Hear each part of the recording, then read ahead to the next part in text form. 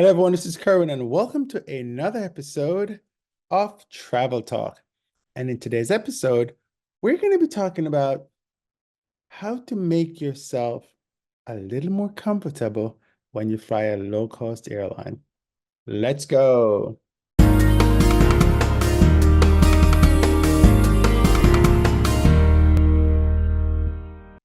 So, behind me is Play. That's the Sizer box that I was in Keflavik when I was flying out of Keflavik. Um, or maybe that was Dublin. I think that was Dublin. I just flew Play Airlines and I've flown, my goal is to fly every airline in the world. And Play is the most recent one that I've flown. Um, when you fly a low-cost carrier by definition, they try to minimize the cost of bringing the service to you. So as a result, you pay for everything. So for example, if you have to pay for your luggage, pay for your carry-on, that's your checked luggage, pay for your carry-on, pay for food, including water and some airlines. And and the seat assignment. So every aspect of the travel you end up paying for. Typically, it's because the airfares are really cheap. So like I flew Ryanair from London Gatwick to Dublin. It was 19 pounds, which is about $22, something like that. And I had a small bag because that was a size restriction for the bag, but I could pay for a seat. Fine, they sell food on board. And let's see, so that was a seat and bag. I could bring a check bag. I could also bring a carry-on, but I would pay for them. If you don't want to, low-cost carriers, you get what you pay for. One of the things about them is that sometimes they only have one flight to a particular destination, and they're the only airline that flies to that destination sometimes.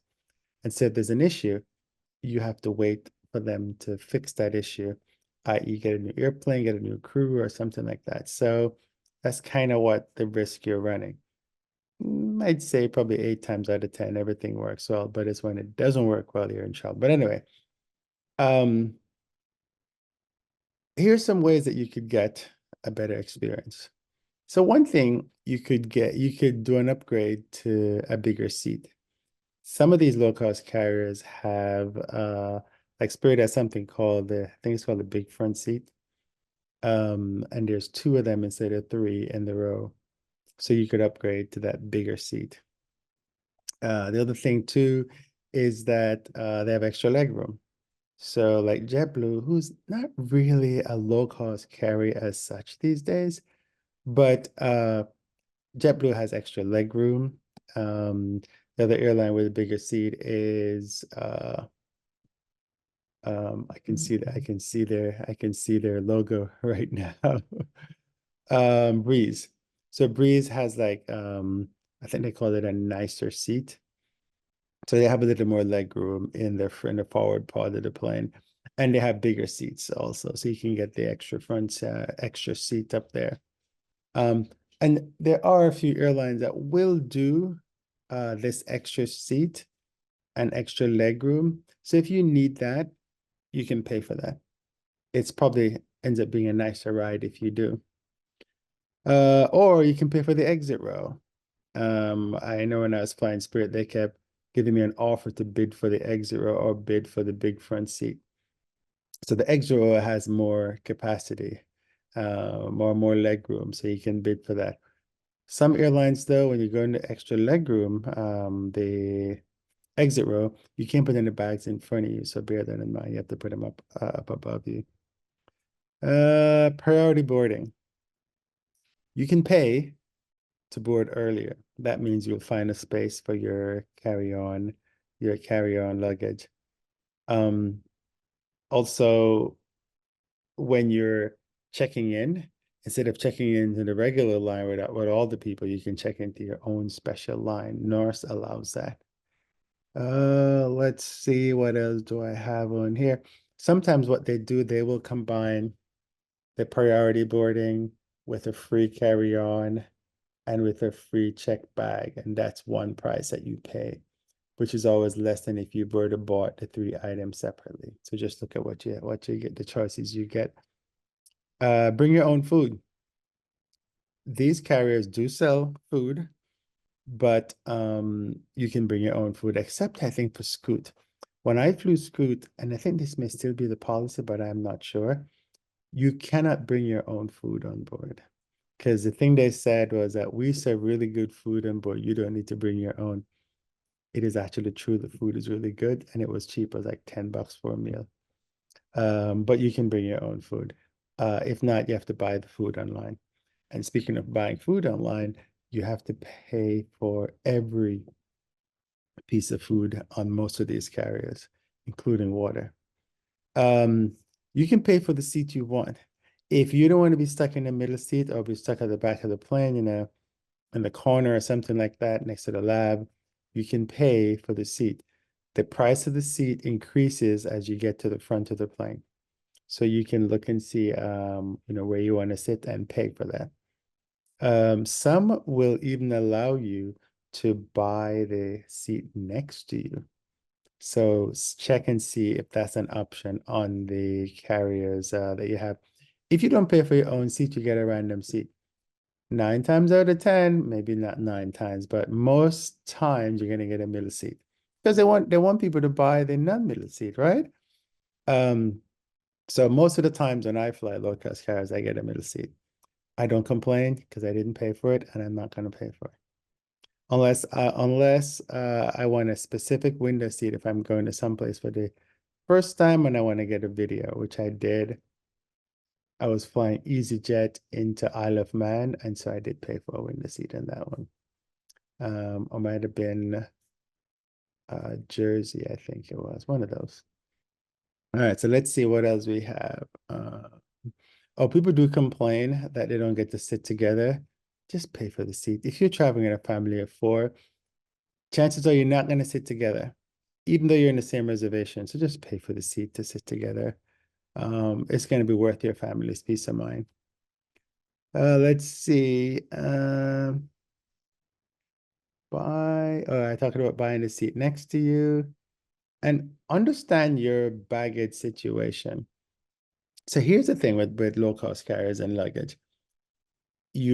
As mentioned, you'll have to pay for your carry-on and you have to pay for your check baggage and but no, but not and but normally you're allowed to bring a personal item.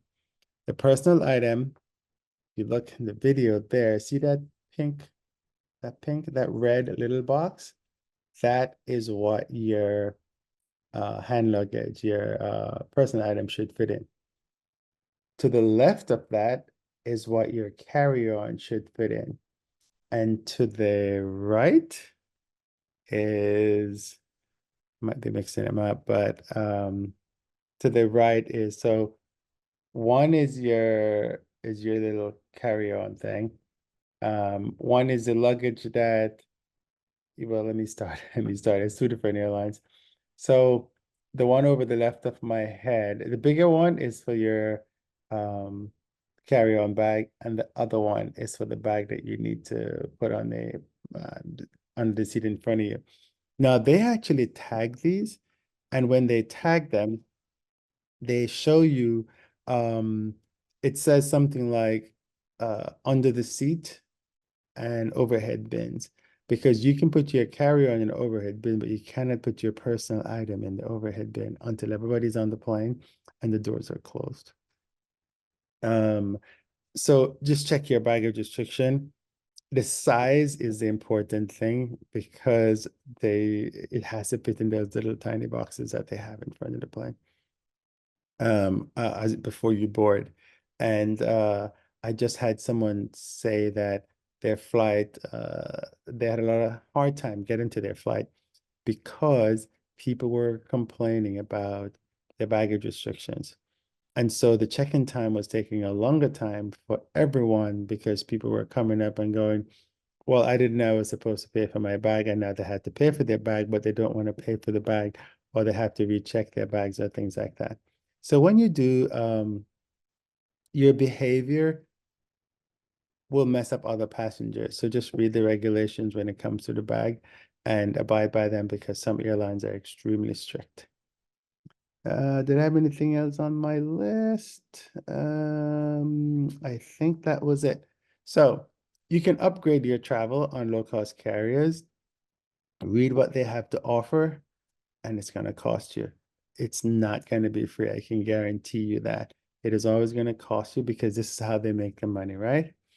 So I hope this helps, and tell me what you've done to upgrade your travel. Oh, some of them have lounge access, so you could pay like $15-20 to access a lounge. If this is your thing, then go ahead and do it. It may not be other people's thing, but you can. You can always access a lounge if you have the right credit cards, without having to pay the $15 or whatever. As long as you have a ticket for same-day travel within 3 hours, then you're good to go. So this is Kerwin with password@comingcruising.com. I hope you have a great flight on your next low-cost experience. Have a great day.